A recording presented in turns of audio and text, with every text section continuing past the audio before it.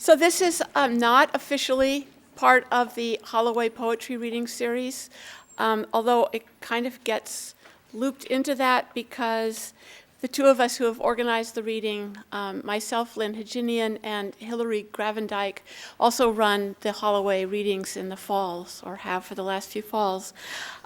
You have, I think everybody has a program listing the readers for tonight. And on that program at the bottom is a list of the upcoming readings that are coming up in the fall. And I won't repeat them now since you can readily look at them. Also, we have a website, and that website, the English department and the Holloway readings has a website, and you can go there for information, samples of the poems, and also as a source for downloading podcasts of the readings. As of last year, thanks to Hillary's efforts, we set up podcasting of all the Holloway readings, and they're downloadable. Apparently, the site gets visited by people all over the world. Literally thousands of people are downloading the readings. This reading, the ASUC bookstore has provided books by almost all of the 5 poets who are going to be reading this evening. The only volume that's missing is John Shoptaw's astonishingly wonderful study of John Ashbery's poetry called From the Outside Looking Out. The book was ordered and it just didn't arrive in time. The ASUC bookstore will have copies within the next couple of days, and if you want to make an advance purchase or advance order of the book, you can do that after the reading. Also, after the reading, we will have a drawing. Every Holloway poetry reading culminates in a drawing. So if you put your name and email address on a slip of paper and drop it into that extremely valuable silver bowl, at the end of the reading, Hillary will shuffle the papers around, and some lucky person here can take a book and have one of the poets sign the book, preferably the author of the book. But if that author is otherwise engaged, I'm sure any one of the rest of us will be happy to sign the book. And if you want us to sign our name, we'll do it. If you want us to forge the signature of a colleague, that's fine also. We also sign for dead poets. So all of that's available. Finally, before I run down the very brief introductions to the 5 of us, I want to say special thanks to Jack Morgan, who is designing the posters for the readings. He is the artist and genius behind the glorious Cal Blue poster that advertises this event with the fantastic 4 poetical grizzly bears on it. So thanks to Jack, and keep watch for other collectible posters. So collectible do I think this one that I actually refuse to post it outside my office, and I have it in cardboard. I'm going to go home and get it framed, and then I'll hang it in my office. Okay, the poets are going to read in the order in which I'm going to introduce them. I'm going to do all the introductions now, and then the reading will begin. I'm going to start. I was born in the Bay Area. I've lived most of my life here. I've worked at various assorted jobs before coming to join the English department faculty as a professor in 2001, as a pastry chef, assistant to a private detective, copy editor, and had various occasional teaching jobs. My most recently published books are A Border Comedy and The Fatalist, I think they're both over there on the table. And a new book titled Saga Circus is coming out next year from Omnidon. In addition to teaching and writing, I have 2 literary small presses, one called Tumba Press and the other Atilos. And Atilos commissions and publishes work that emphasize cross-genre experiments and sort of new genre inventions. I've done a number of collaborations with various visual artists, musicians, and filmmakers. And I'm currently involved in a collaborative project with 9 other poets called The Grand Piano, which when it's finished there'll be 10 little volumes in that project. Okay, that's about me. John Shoptaw was raised in the Missouri Boot Heel, the state's poverty belt, where his first jobs included picking cotton and stacking lumber in a local mill. He graduated from the University of Missouri at Columbia with a degree in physics, then returned and received undergraduate degrees in English and Comp Lit. He received his PhD from Harvard in English and American literature. An interest in the work of the poet John Ashbery led eventually to the publication of On the Outside Looking Out, which I mentioned earlier, and that was published by Harvard University Press. In his scholarly capacity, he writes variously on lyric theory and on the work of significant American lyric poets, including Emily Dickinson, Langston Hughes, George Oppen, and others. He's currently finishing his first book of poems called Navigator, a sequence exploring the Mississippi River Basin where he was born and raised. He has also collaborated with other artists, particularly with the musician, composer Eric Sawyer, first on a setting of a poem Itasca, which is from Navigator, and that was for 4 choreographed singers and electronics. It premiered last year at CINMAT, which is here at Berkeley, the Center for New Music and Audio Technology. And this summer, just a couple weeks ago, on August 23rd, his opera with libretto by John and music composed by Eric Sawyer called An American Cousin had its premiere. Next on the bill is Bob Hass, who was born and raised in the Bay Area. He attended St. Mary's College and received both an MA and PhD in English from Stanford. His range of interest in poetry and poetics is international and transhistorical in scope. He has written on and translated from poetries from many parts of the world and from many historical periods, ancient, modern, and contemporary. As punishment for his generosity as a mentor and as an advocate for poetry, Hass was appointed U.S. Poet Laureate. And a sucker for punishment, he served 2 terms in that capacity, championing literacy, poetry, and ecological awareness, themes that are for him part of a continuum of human responsiveness and responsibility. His books of poetry include Sun Under Wood, Human Wishes, Praise, and Field Guide, and a new book, Time and Materials, is due out next month. Geoffrey G. O'Brien was educated at Harvard University and the University of Iowa. He's been Distinguished Poet in Residence at St. Mary's College, and he was the Holloway Lecturer in the practice of poetry here at UC Berkeley a few years ago. He has taught as a visiting lecturer for the past couple of years here, and this fall joins the English department faculty as an assistant professor.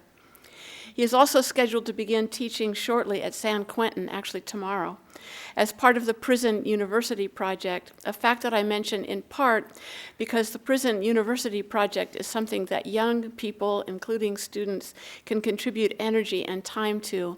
And if you're interested, you should talk to Geoffrey about it either this evening or sometime in the coming weeks. It's a really great project, bringing some measure of possibility and hope to incarcerated people in the California state prisons. Geoffrey's published books to date include The Guns and Flags Project, Green and Gray, and 2A, written in collaboration with the poet Jeff Clark. And the person in the position of star billing to welcome him to Berkeley is C.S. Giscombe. This is Cecil Giscombe's second week as a member of the English department, or as he puts it, he's the new guy in Wheeler. He joins the English department as a full professor and as a widely admired poet and cultural historian. C.S. Giscombe grew up in Ohio and received his higher education at SUNY Albany and then Cornell University. He was editor through the 1980s of Epic magazine, which, albeit before he was an editor, was where my first published poem appeared. He has taught at Cornell, Syracuse University, Illinois State University, and until coming here at Penn State, where he was also a director of the Mixed Blood Talks and Publication Series. He is the author of numerous books, including Inland, Giscombe Road, Here, and Into and Out of Dislocation, that last a volume of linked essays about Canada, family, and race. A new book titled Prairie Style will be published next year. C.S. Giscombe has also served as the Engineer Certification Program Administrator for the Belafonte Historical Railroad. He is one of only 5 or 6 African Americans to hold a railroad engineer's license. If any of you have access to a railroad train, Cecil can legally drive it. And since I'm going first, I will now begin.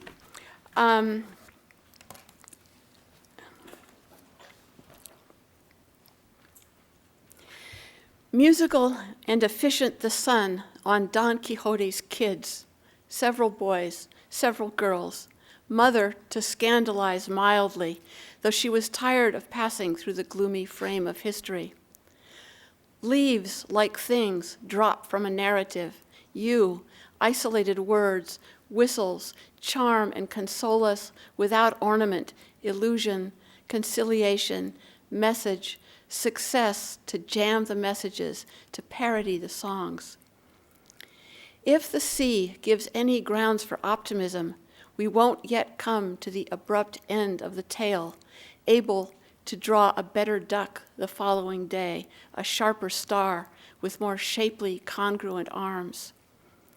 Strangled by 10-fingered weeds or green with yellow rings, tin is the only thing that doesn't give in. And popcorn growing stale in the pale glow of the wisteria, the jacket of an army uniform slung carelessly over a chair.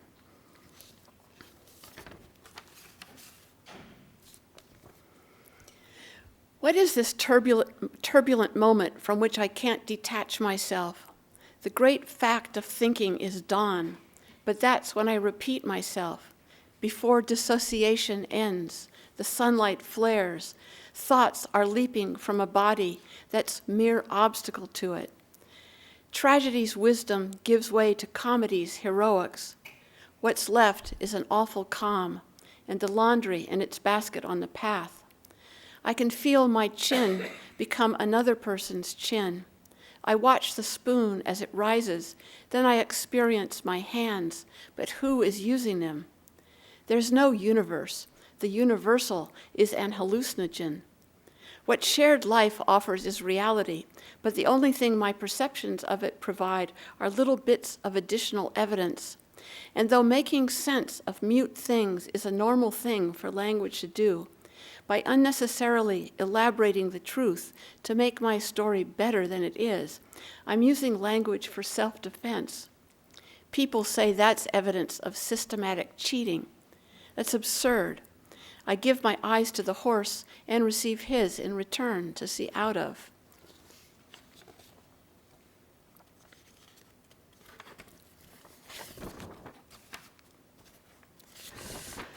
Oh, popularity, you are great in short-term memory, of memory easily fatigued. You are profligate at using people's names, especially those of friends. No bitterness. Our ancestors did it. The walls of Troy are far away. Now, to penetrate the mind of a fictional heroine who will not look like me, I am driving to a city I won't bother to name, housing a disintegrating cardboard box, a rusting tricycle, clouds thinly described as Pine and Main Streets, and long stretches of capricious or sardonic behavior. And there is hurry about it, and I have a large refrigerator.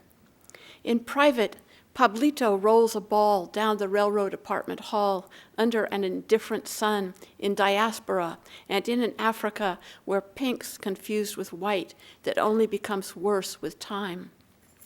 Within, I find him playing solitaire. 1, 2, 3, 4, 4 paces and the wall.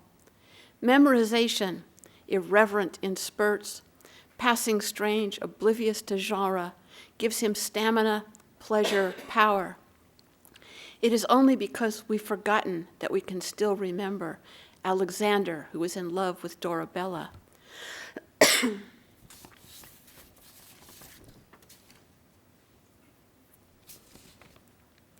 The ancestor wandered toward a horizon of important questions, a need for recognition, then stayed in the circus. There is no other work for a headless man from the gloom of origins.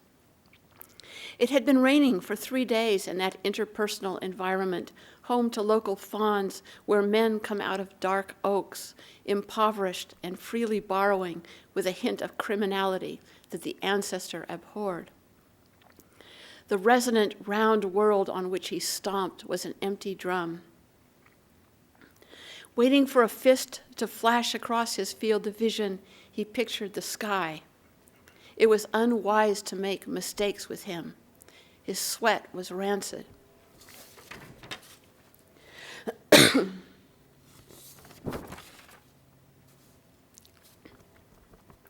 On 2 different and widely separated streets, we come to the house with the blue lamp. This proves a city. It's hospitable to sitting buskers bent to pull the thorns from their feet, and to the experimental man, French father. With pencil and eraser aimed, we redirect resentment. We start with a letter and then continue with the facts intended to negate it. Thus, we take the first step of the ruined stone tower upward, under the shelf of white lace, toward the attic of the house with the blue lamp. Adapting sex to life, there the great Colette was far from looking bored. The deformed right hand of the man with only a thumb and 1 finger is like an infant with its mother. Realizing this was the gift of a fine afternoon from which I now am taking my new identity.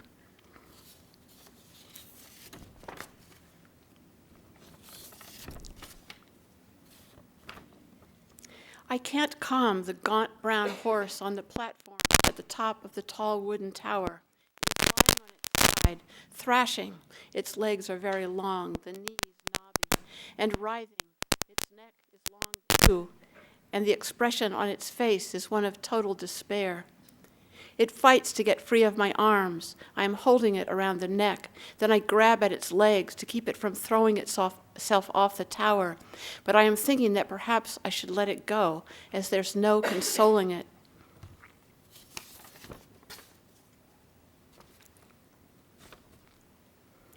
We 3 are a trio in a tree, where like airy riveters we are involuntary saints, and all aghast. But maybe it's more punk than hip-hop to the cops. And when I want to say more, your tongue is in my mouth. Like news the day after an election, a phalanx of lipizoners sidles past. Praise and blame are left to alternate in endless controversy. Let's go slumming on Park Avenue. Let's make faces when a member of the upper classes goes by. Having stolen the last vestige of the past, the best of it, idleness in modern life is a kind of deviation, that quasi-eternity in which the dead dissolve and fade away. But if Langston Hughes were president, to what extent can I take back what I said following the uprising? Just to have 6 tongues again, new found, out of a bicycle wheel, we can make a fan from a broken chair, a parasol. My father was a failed author, or was he? Okay, thanks. And next, John Shoptaw.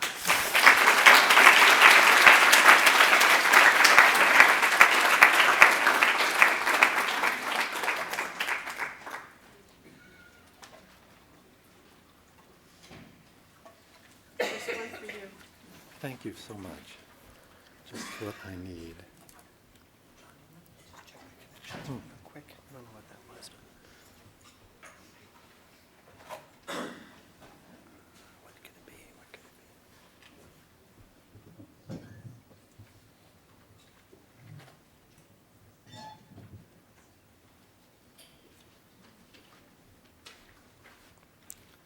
Hello.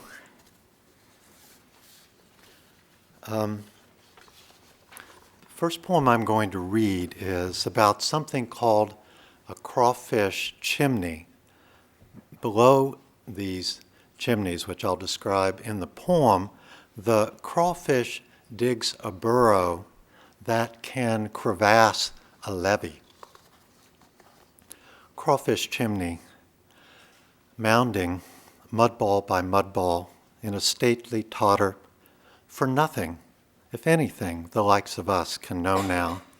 Its sun-baked tower mounded for defensive purposes maybe, or elevated to enhance its pouch's oxygenation, submerged underneath a river's or a drainage ditch's table.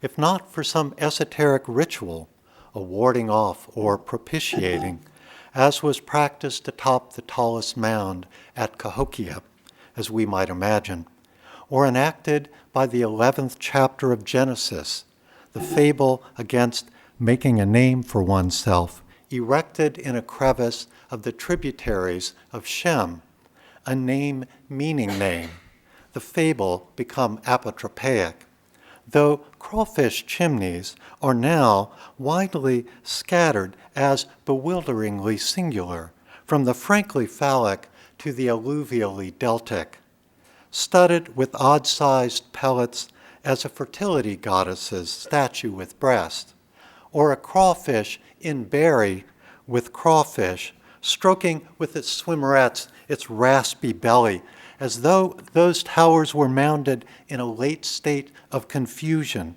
plagued with mutual incomprehension, aggressive disregard, and distortion, each crawfish encoded anyway with the itch for mounding, its mud clump rings roughened and yellowed inversely to the soil strata, an upside-down and inside-out tunnel of Babel.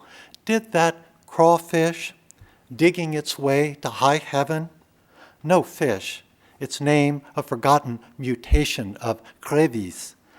More a spidery mud bug, a miniature lobster, sandy, green, pink, gray, red, brown, or blackened, having molded another sour clay marble with its pincers and its mouth parts, having heaved it with its snout and heaved it all the way up its murky and slickened throatway, its Sisyphean flaw, never to know when or how to call it quits, having shoved it into the only hole left in its mound's top glistening rim, did it look for a moment like a god, as a god looks, fashioning its gaze as its eye stalks paced the horizon in the image of one or another of its predators, a raccoon or a painted turtle, a gator or, banking overhead, a grackle, or a couple of little river boys who bike out one morning to Wahite and fish a crawdad up out of its hole with a birch twig, which no sooner appears than skedaddles rearwards, its fantail uropod scooping. Did it lord it over all alike, till something in it scurried it backwards, sending it down from on high to kiss awake the globe, descending from its tower to mound its ever-loving globe, and not be digging its own crypt, glob by bloated glob?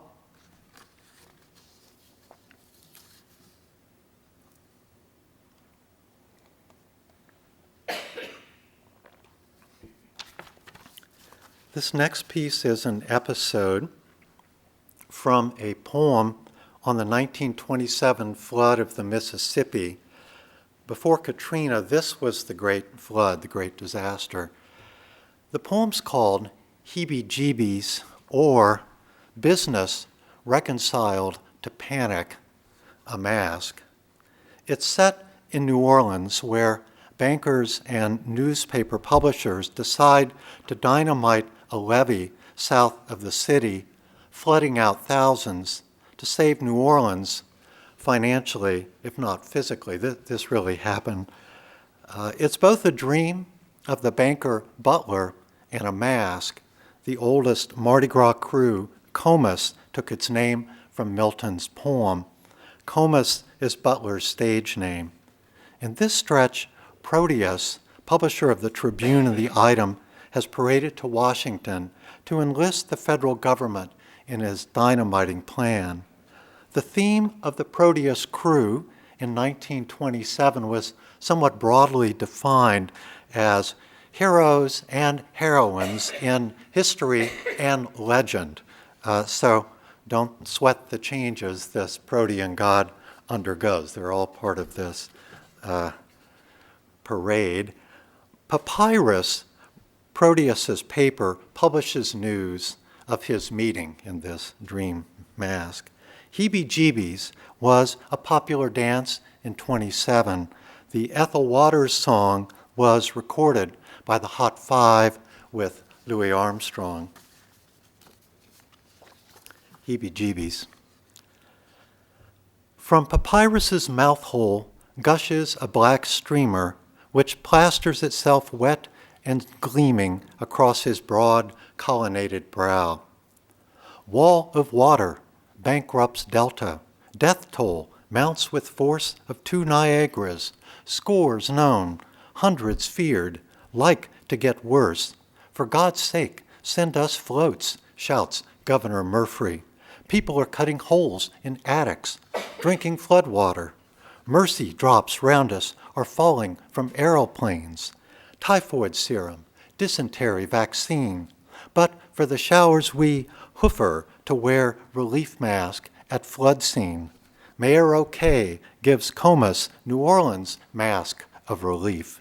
Rumors, city circulated by rumors beyond belief, that levee breaks, sand boils, sabotage, among other imaginary disasters, beset or threaten New Orleans, that newspaper forecasters aren't unveiling to the public all the news they know, that pressing news is being held back.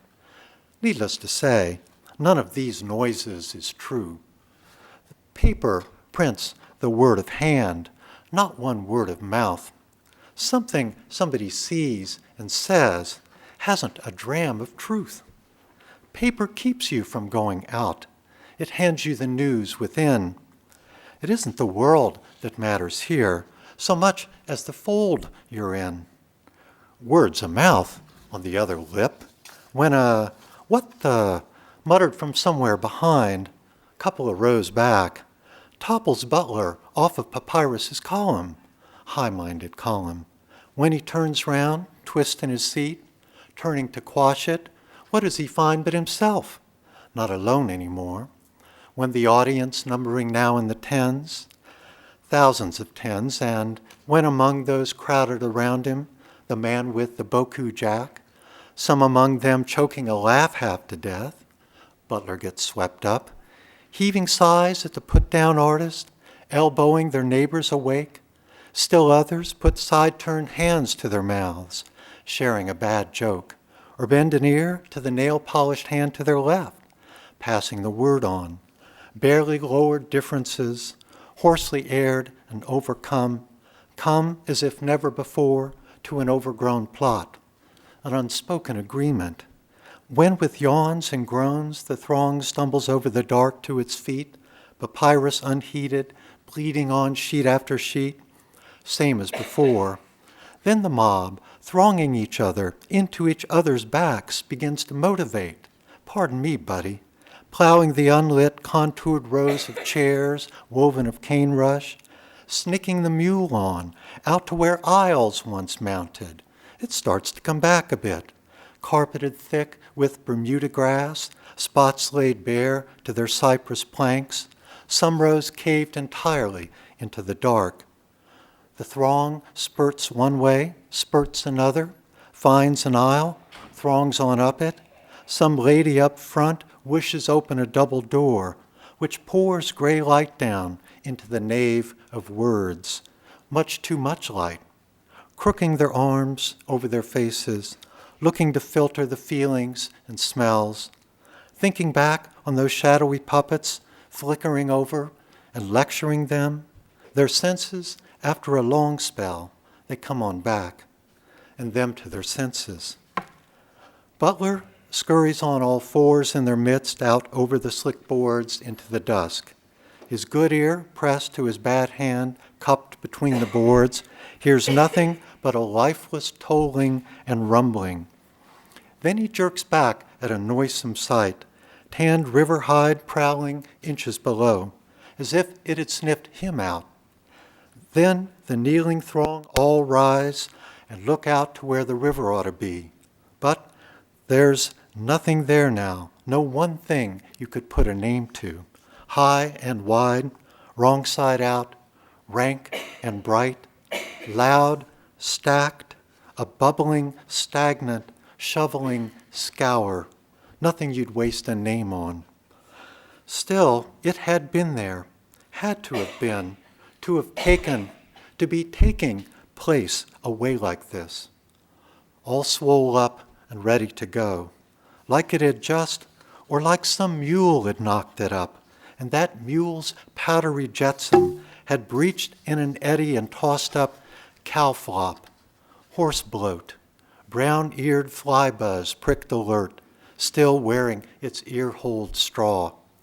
Mile-broad sheet carrying the latest, fresh off the dock, newborn rumors swirl. See that? No, what? Here tell Congress Street wharfs 3 feet higher. Not planked and sandbagged. Sure don't look good. No, it don't. That what I think? That little float there? Backed up crest, still 2 weeks off. Butler divests his lungs of all that and scuttles backwards into the dim Athenaeum, bars its doors and creaks down into its only cane rush row, Papyrus holding the flood stage. Proteus, at Washington, presses city's cause. Thumping and fuming, the fluent-forming publisher grated one of Grendel's paws across the sacred door of Secretary Ares, great god of the crew of war. Beside him, in his fetid otter skin, Hephaestus Jadwin, Lord General, Army crew of engineers. We got high water coming, the Geet began. We got mud bags for piling, but no beast to fight. Let's say we Mardi Gras down to the marshland, detonate a stick or 3. Proteus telegraphs Papyrus a warning shock, gently slanting his column. The Geet is taken out of context, surging in his place, fit to relieve the siege at Orléans with her slim sword and her tender greaves. The visionary young girl of the Gulf is reported as saying, "Bless the river besieging New Orleans. I am to help a poor muskrat evacuate." Tossing off his otter hide, the engineering Hyperborean lunged to pin in a contradiction the maid of New Orleans. "Levees, my own upriver levees are hemorrhaging, and you see the flood stage?" Jadwin demanded, "topping 24 feet on the Carrollton gauge?" "Your levees, our hemorrhage," Suleiman parried. "New Orleans is now hip-deep in panic. Cotton is skeptical, rolling its eyes. Sugar is slumping badly." Hitching up next his tawny mane and his mossy cypress club, the belaboring hero harked back. "After Poydras, your pappy promised I could rip out one of Hydra's necks. It has been coming downstream to that. And is the crew of war," the hero spinning on Ares, "trampling on his word?" Ares swore under his breath. "Any lowlife downriver?" "Marsh, nothing but marsh," sighed the Acadian maid of Plaquemines Bayou. Proteus shoots Papyrus another censorious twinge. "March! We'll do nothing but march, every marsh-sucking bootleg to safety," the slippery Corsican reassured Ares, clasping his proffered scruff and knee, should an eventuality arise.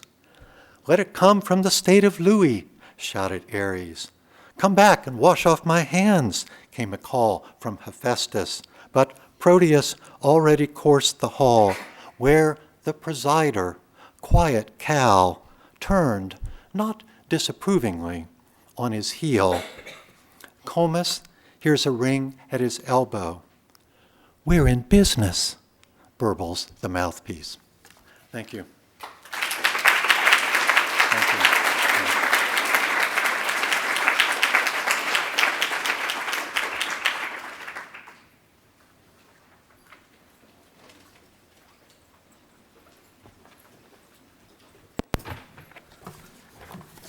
I think I'm next.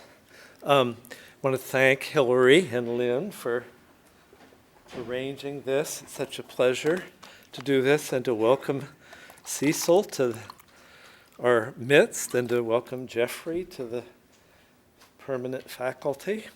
I wanted to mention the noon readings tomorrow. They begin in the traditional opening of those readings, which are at 10 after 12 in the Morrison Library, is having members of the community read favorite poems. And the readers tomorrow are going to include Cecil, who there's no end of welcoming, and Ben Braun, the basketball coach, and the poet who's a bartender in the men's faculty club bar, among others. Should be fun. Last summer, I guess it was, a friend of mine, dear friend, gave a talk, and she said at some point that the point of poetry was to escape the desert of rationality. And I thought, I like deserts. I like rationality. And so hence this poem, which is called White of Forgetfulness, White of Safety. My mother was burning in a closet, creek water wrinkling over stones. Sister Damien, in 5th grade, loved teaching mathematics. Her full white sleeve, when she wrote on the board, swayed like the slow movement of a hunting bird, egret in the tidal flats, swan paddling in a pond. Let A equal the distance between X and Y. The doves in the desert, their cinnamon coverts when they flew. People made arguments, they had reasons for their appetites. A child could see it wasn't true. In the picture of the Last Supper on the classroom wall, all the apostles had beautiful pastel robes, each one the color of a flavor of sherbet. A line is the distance between 2 points. A point is indivisible, not a statement of fact, a definition. It took you a second to understand the difference, and then you loved it. Loved reason, moving as a swan moves in a mill stream. I would not have betrayed the Lord before the cock crowed thrice, but I was a child. What could I do when they came for him? Ticking heat, the scent of sage, of pennyroyal, the structure of every living thing was praying for rain. Was, for me, in an odd way, a poem about private person and the violence of history. This is another poem that I think of as being about that subject. It's called The Winged and Acid Dark, and it comes from the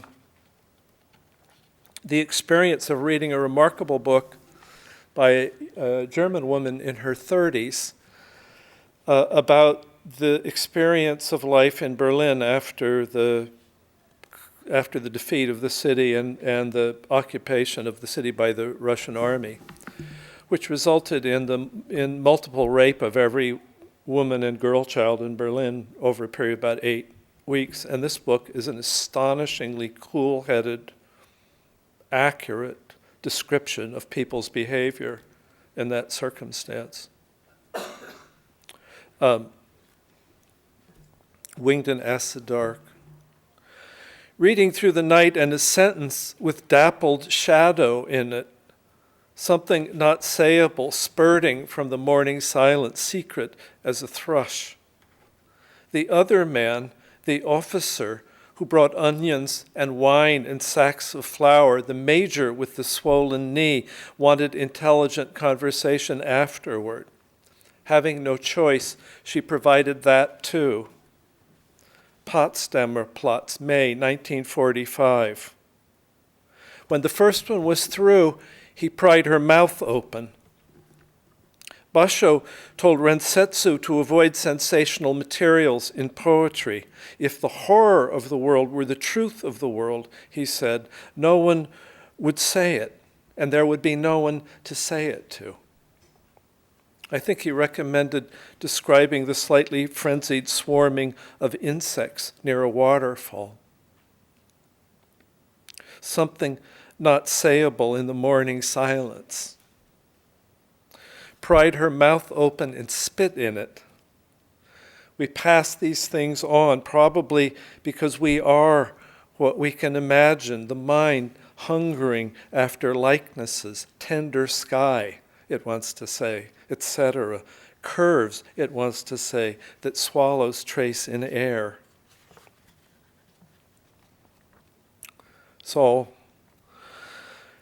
out of the condition of living with this war, which apparently is going to go on. So Lynn was working on a series of things called the Unfollowing, and I thought, I want to write unfollowings. I'm not very good at it, but this poem is called Consciousness. First image is blue sky, nothing in it and not understood as sky, a field of blue. The second image is auditory, the moan of a foghorn. We had been arguing about the nature of consciousness, or avoiding arguing, talking. Dean had read a book that said that consciousness was like a knock-knock joke, some notion of an answering call having brought it into being, which was finally itself anticipating an answer from itself, echo of an echo of an echo. My mind went 7 places at once. One place was a line of ridge somewhere in a dry western landscape. Just after sundown, I saw a pair of coyotes appear suddenly on the ridge edge and come to a loping stop and sniff the air and look down toward a valley in the moonlight, tongues out in that way that looks to us like happiness, though it isn't necessarily. I suppose they were an idea of mammal consciousness come over the event horizon in some pure form, hunter attention, life in the body attention. CD said human consciousness shows up in the record as symbolic behavior toward the dead. My mind also went to Walt Whitman, not interested, he said, in the people who need to say that we all die and life is a suck and a cell and 2 + 2 is 4 and nothing over. I think I respond with such quick hostility to anything that smells to me like reductionist materialism because it was my father's worldview. Bobby? He was sitting in a chair on the porch of the old house on D Street. It's a dog-eat-dog world out there. I was drawing with crayons on the stairs across the street. The Haley's collie, Butch, was humping the McLaughlin's collie, Amanda, on the Mullins' front lawn, their coats shuddering like a wheat field in August. Those stairs, there were 5 of them. I took 3 in a leap coming home from school, and then 4, and one day 5, and have complicated feelings about the fact that it is one of the vivid pleasures of my life. When I came into the room where he was dying, my father gave me a look that was pure plea, and I felt a flaring of anger. What was I supposed to do? He was supposed to teach me how to die. And a few minutes later, when he was dead, I felt such a mix of love and anger and dismay and relief at the sudden peacefulness of his face that I wanted to whack him on the head with his polished walnut walking stick, which was standing against the wall in a corner like the still mobile part of him. My mind also went to Paris. Steam on summer mornings rising off the streets the municipal workers had watered down at the corner of Rue de l'École des Médecins and Rue du Puy-Tram. I suppose because that city is a product, among other things, of human consciousness, and whatever else it isn't a knock-knock joke. My grandmother used to say what a good baby I was, that they would put me in a crib on the roof of the house on Jackson Street in the sunlight and the smell of sea air from the Golden Gate, and that I never cried. They checked to see if I was sleeping, and I wasn't. My eyes would be wide open. I seemed to be content to lie there looking at the sky. So I think the first image of consciousness, and my consciousness is not the memory of a visual perception, but the invention of the image of a visual perception, the picture of a field of pure blue that came into my head when my grandmother told me that story. Outside, the sound of summer construction starting up. From my window, I see a chicory come out of the dry grasses, pale gold in the early morning light, and raise little puffs of dust as it bounds across the road, going somewhere, going about its chicory business, which at this season must be mostly provision. It was years before I understood that my father was telling his young son that he hated the job he had to go to every day. It's hard to see what you're seeing with, to see what being is as an activity through the instrument of whatever it is we have being in. Consciousness that means nothing, George Oppen said, that loves itself, Česlav said. My poor father. Thank you very much.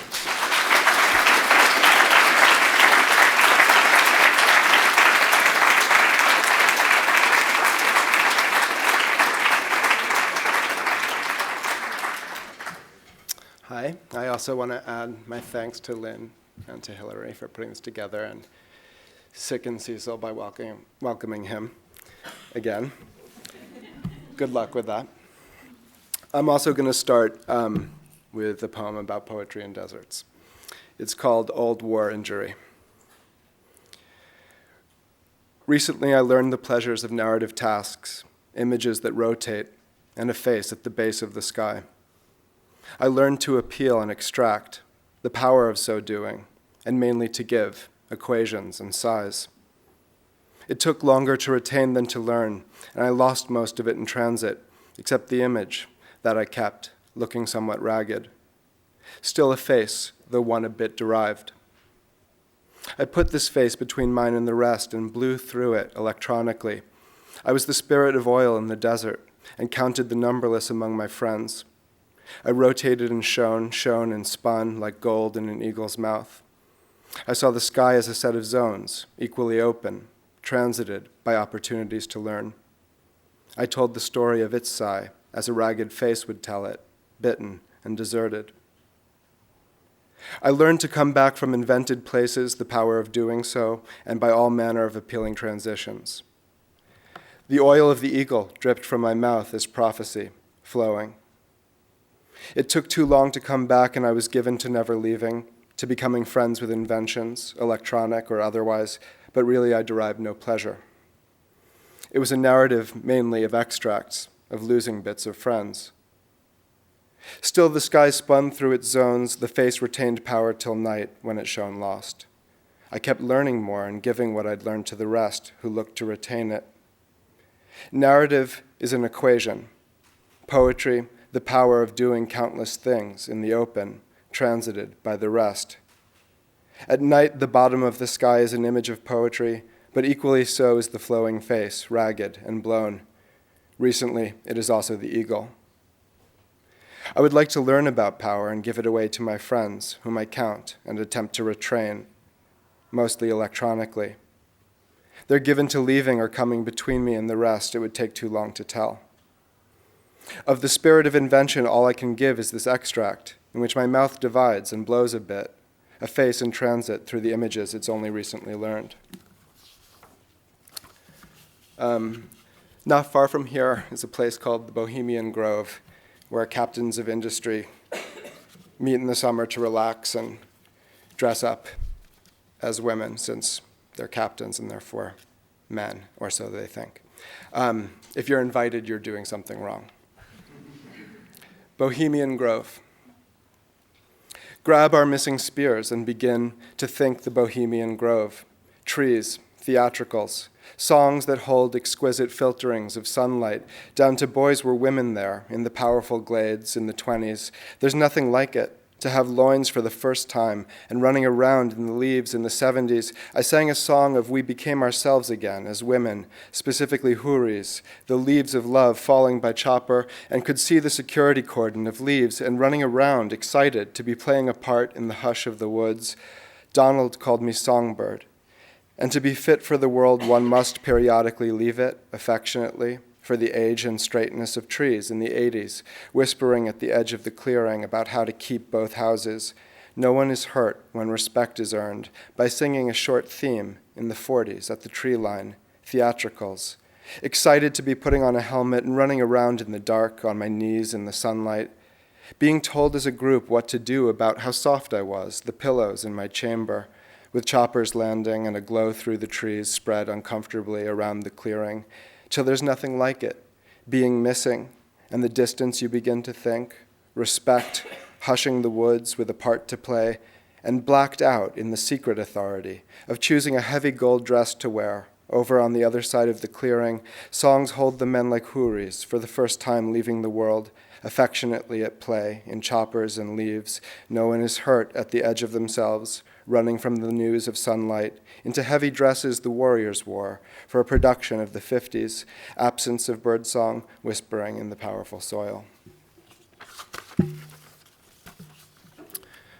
To be read in either direction. Certain fights I have with myself, certain fights that resembled dawn, preaching a weight at the corners of the eyes, and lights like useless sympathy, a bed on top of another bed, like a cloth torn free in a certain struggle I might have. A certain struggle I might have, like a cloth torn free in a bed on top of another bed, and lights like useless sympathy, preaching a weight at the corners of the eyes, certain fights that resemble dawn, certain fights I have with myself. I think that somewhere one of Lenin's definitions for the state is a special body of armed men, but there are probably about 45 or 50 people in here who can tell me exactly. No, okay, there's only none. That's in this poem. Folie à deux is its title. For me, it's a combination of things. Feeling a bit late, unproductive. I see a lot of that, running, then following. Whatever it is that I do when put in situations, and given one thing that sprouts the horns of a general wound. I don't have that, but there it is. I'm supposed to, and I don't, or even know what it means, given everything it could. So I just feel it's a combination of things, essentially all of them, or something you have that I don't want. I see it often, from a good ways off, not realizing it, but there it is, like a special body of armed men over the horizon, multiplying. And for much of the weekend, it's like this, sluggish, intimate phrases that authorize night, so that even if it's over, I'm happy, with a desire to pursue it again, a kind of slashed leaf or wheel to add to the litany. One of those things you start off without and over the week restore. This is untitled. October, the idiomatic dream of flowers withdrawn from boxes, the difficult herbarium, identical with an induced look, that should, during transfer, become sketches of rows, morning blinds, the bright black canal exerting force, house and surroundings, lazy or impaired, but does not. As though colors regroup in a box denied to the senses, a dismal box that reminds me of nothing other than the time after bad plans are drawn, October withdrawing along its beam, delicate, harmless, that October, which belongs in a mutilated house, but doesn't remain, hysterical, withdrawn through fresh ends along the street, up the canal, falling absurd into series of months, stubbornly former, the affair come forward with a twinge of access, again to be denied, tilted, made and distributed by means that should function with agility, but do not. a botanical dream, of series whose ends are perceived with alarm, patient, irrational, folded into the other months with a degree of unexpectedness that should, if continued, but does not continue, falling, layered, induced months ago to do this, hold, go out along a look that leaves the senses, that should hang on to wrongs while it spreads, but the streaming heart unproctored. Days resembling all changes, made to an unmarked case. Months that are eddies in the water near a house, water, bright black clear glass, gone modest as October, hysterical, impaired, passing easily through the fray.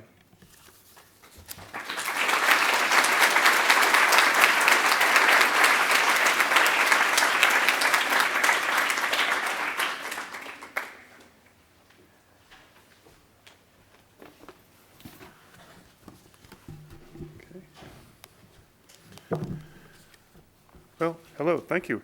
I'm very pleased to be here this evening with these companions, and I thank Lynn and Hillary for arranging this evening, and I'm pleased to see so many people here.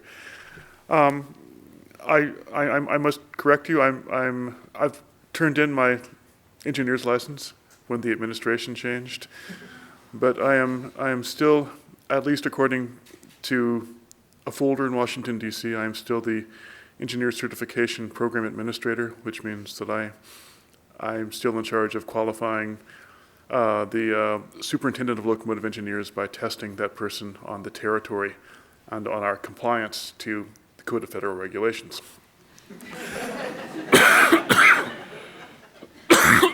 Excuse me. I'm going to, and actually, is that bottle of water that was, right next to me, okay. Hide in plain sight.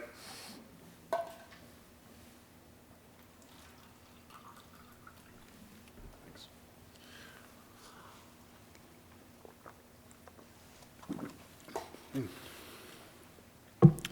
Better. I'm going to read some slightly older poems and then finish with some slightly newer ones.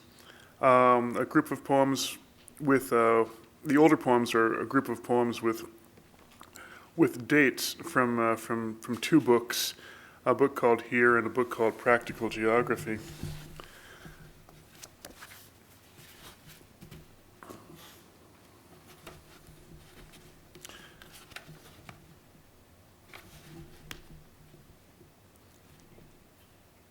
I was a child in Ohio. This is a poem called 1962. Wide places in the Miami and shallow all the way across, where I was 11, camped alongside with other boys. We waded in, little happened, but that the sun made us squint and water soaked us up to our butts. Flesh clumsy and fragile at once, and this simple, the line of us disappearing, noisy further along the river, and coming back later, effortlessly alive.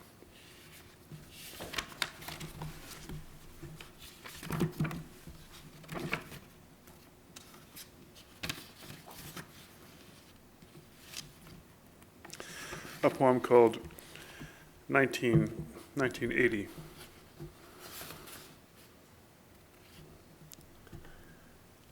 In the dream, I became two men my age, and we confronted the old man who'd been Kay's lover once, who wanted her back, he said, on whose land she still lived. But that one of us was black, the other of mixed blood, and the landowner, being, of course, white, made everything metaphoric, and we went up against the old white man that way, with descriptive overlays of power and sex at our back, not hired guns. And K, the density at all edges, meaning all around form rather than its nowhere heart, a mystery like always.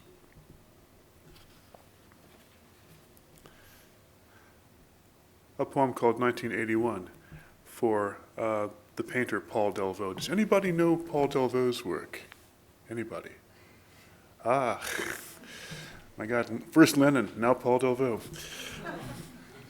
Belgian painter, died, he was close to 100 in about 19 1996.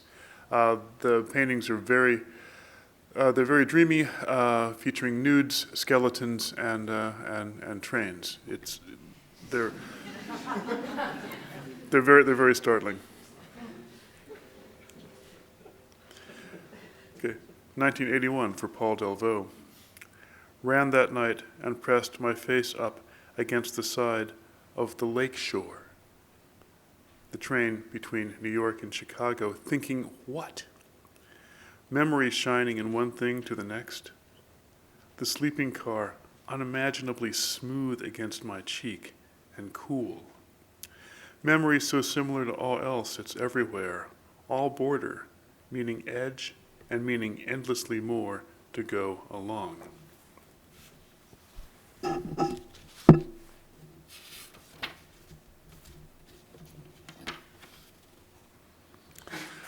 Poem called 1978, remembering 1962. 1962 being the year that my grandfather died in Birmingham, Alabama. 1978, remembering 1962. Essentially description, night comes down to connect, becomes endless talk, becomes principle served by shape. The melodious southern wild comes into the cities. My sister and I, inside, but watching two German shepherds out on the slope of my grandmother's backyard, 2 o'clock, 3 o'clock in the morning, they having knocked over the cans which woke us, eating garbage and watching us watch them, as though they were heat seeped right in off the Godhead, or the lyrical element in a string of repetitions, or the patter itself. I don't like, she said, looking down on big dogs at night. It being the 1, 2, 3, all facts unbroken, whatever happens, all stories non sequiturs, all chance made present. And some fairly recent work from the book to be published next year, the book called Prairie Style, a book about the Midwest. Downstate. To have the same sound, to be called by the same name. Location's what you come to. It's the low point. It usually repeats. To me, any value is a location to be reckoned with. I would be remiss if I didn't acknowledge how an event could be talked about like it was you or me being talked about. Or location's the reply, the obvious statement about origin. It goes without saying that pleasure's formidable. Vernacular examples. You can always say what you are. Half the time the allegory is music, Start again. Vernacular examples. You can always say what you are. Half the time the allegory is music, how song goes with its cornets and saxophones. Everyone still talks about range like it was music. Do you have something to say to me? Closure regathers the shape of the original undoing, the place where memory changed or picked up. Or it's human-looking, big-boned, about as noisy, parts missing or left out, parts overstated. A loud brother to the divine, an admonishment. I was two men. I was something. I was something monstrous. Jokes just drain the spirit.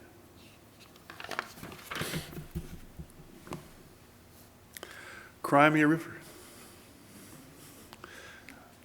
I'm tempted to sing, but I'm going to. Cry Me a River.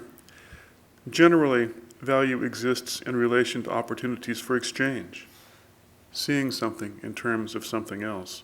But for the sake of argument, say that the shape of a region or of some distinct area of a city could stand in for memory, and that it, the shape, is a specific value because it's apparent and public, and that way achieves a nearly nameless importance.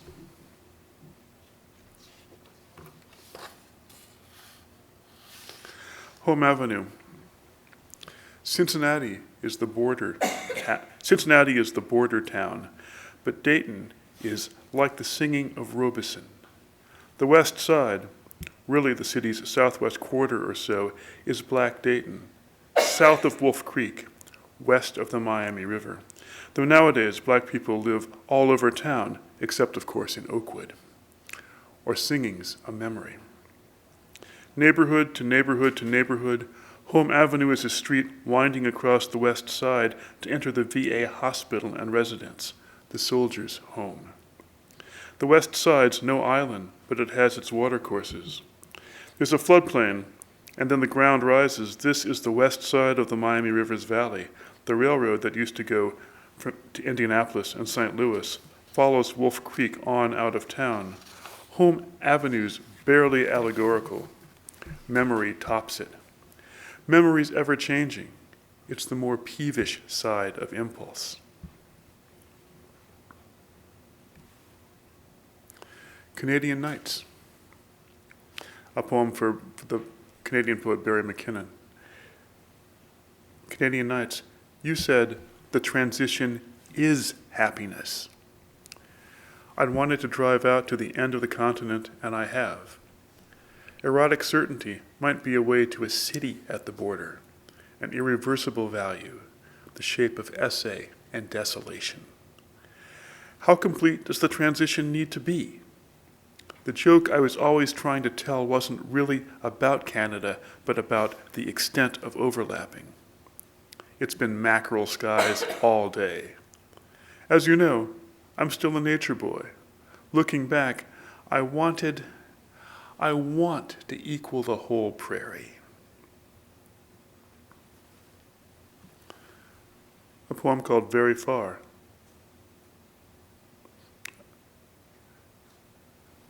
Coming back on 150 from the movies in Urbana, and there a healthy fox was in the high beams, a trick for the eyes. How the snout and ears bobbed upward for a moment, his big head thrown back. Pale, it goes without saying, but fast. What doesn't change? What's the central disappointment? That it, the long evening, was a single place? But I always see animals when I travel. Birds, too. Dusk to dawn, Mr. Fox is out on night patrol. There's little surprising about a location. I'd say Mr. Fox can match or resist the prairie with equal success. That's it. Thank you.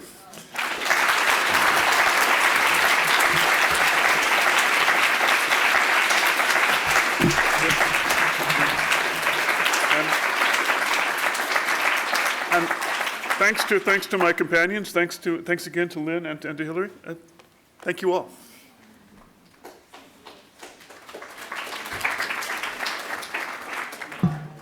I won't keep you long. I just want to do the drawing for the free book, and I think I'll draw a couple of names to win free posters, which you could then make extremely valuable by having all of these poets sign, and you could mount them and decorate your dorm room. So I'll raffle those off too. I want to thank also all the poets for coming tonight. It's our ridiculous good fortune to have this stellar group as faculty at Cal, and it's really great to have them all read tonight. And thank you all for coming. And please come September 27th and hear the wonderful Ray Armentrout read, along with our own graduate poet, Charity Ketz. That's September 27th at 6:30 p.m. Here in the Mod 5 room. Thank you very much. Thanks all for coming.